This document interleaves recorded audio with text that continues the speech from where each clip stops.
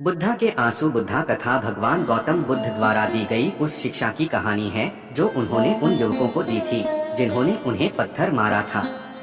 यह उस घटना का वर्णन है जब भगवान बुद्ध भ्रमण पर निकले थे और एक आम के बाग में विश्राम कर रहे थे।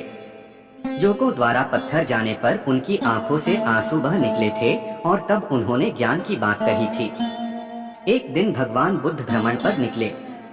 घूमते घूमते दोपहर हो चली थी। वे थक चुके थे। पास ही आम का एक बाग था।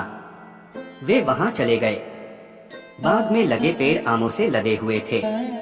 कई आम नीचे गिरे हुए थे। महात्मा बुद्ध को तब तक भूख लग आई थी। वे पेड़ के नीचे गिरे आमों को उठाकर खाने लगे। भूख शांत हुई तो वे उसी पेड़ की छाया में विश्राम करने लगे।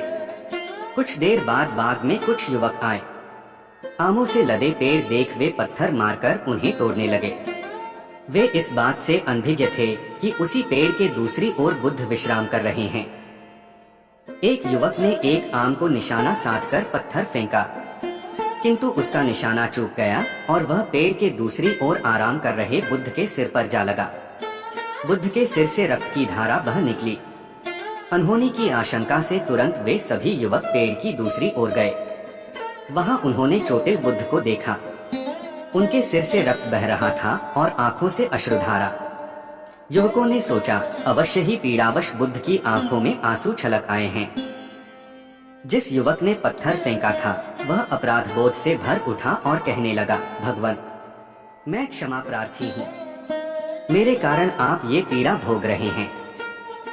आपकी आंखों से बहने वाले आंसुओं का कारण मैं हूँ। ये सुनकर बुद्ध बोले, नहीं बंधु, ऐसा नहीं है।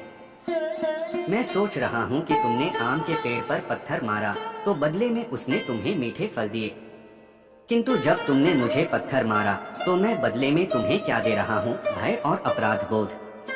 यही विचार मेरी आंखों में आंसुओं का कारण है।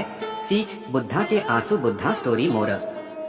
दोस्तों, महात्मा बुद्ध सीख देते हैं कि हमें आम के पेड़ की तरह होना चाहिए, परोपकार की भावना से ओतप्रोत और सदा दूसरों के भले के बारे में सोचने वाला। फिर चाहे दूसरे हमारे बारे में जो भी सोचें या हमसे जैसा भी व्यवहार करें। मन में दूसरों के प्रति कटुता की भावना लाकर हम अपना मन मलिन कर लेंगे और मन की शांति खो देंगे। इसलिए सदा दूसरों का भला सोचें, भला करें। भलाई कभी व्यर्थ नहीं जाती। आज नहीं तो कल किसी न किसी रूप में उसका फल अवश्य मिलता है। मित्रों, आपको बुद्धिस्ट स्टोरी बुद्धा के आंसू कैसी लगी? आप अपने बहुमूल्य कमेंट्स के माध्यम से हमें जरूर बताएं और अपना प्यार देते रहे हैं। प्लीज लाइक सब्सक्राइब जरूर करें। शायद एक दीवाना